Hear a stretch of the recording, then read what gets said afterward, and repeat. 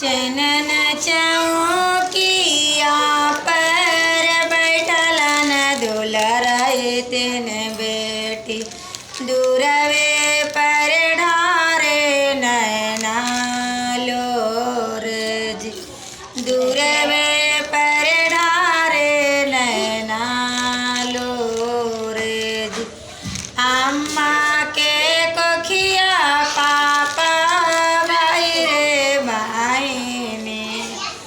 दूधवा पियावला मम्मी बरोबर जी दूधवा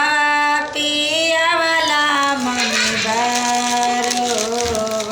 जी बेटवा की रखला पापा अपने चौकटी बेटिया बियाला बाड़ी दूर जी बेटिया बियाला बाड़ी दूर एक को सगेलन बेटी दुई को सगेलन तीसरा में फाटा है कारे जजी तीसरा में फाटा है कारे जजी घुघटा उठाई जब देखलन दुलराई तीन बेटी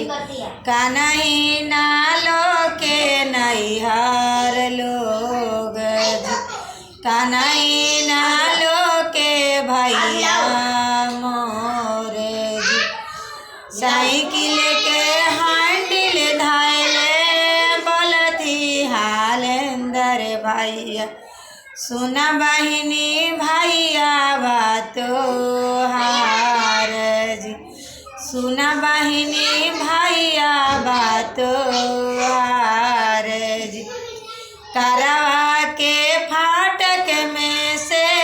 बोलती अनजानो दुला अबई वासुगिया हमार जी अब होइला सुगिया हमार जी आपना मामी सुगिया तू बिसरैया हमार मामी के मामी काज आपना भाभी सुगिया तू बिसरैया हमारा भाभी के भाभी काज आपना चाची सुगिया तू बिसरैया हमारा चाची के चाची काज आपना भैया सुगिया तू बिसरैया हमारा भैया के भैया काज जन्मा दिहलन प्रभु बपरे माँ करिया उनका के कैसे हम भूलाएं जन्मों के हाली भैया रे बहनी भैया के कैसे बिसराऊं जी चुटकी सिंदूरवा प्रभु जी तू जानो दियाला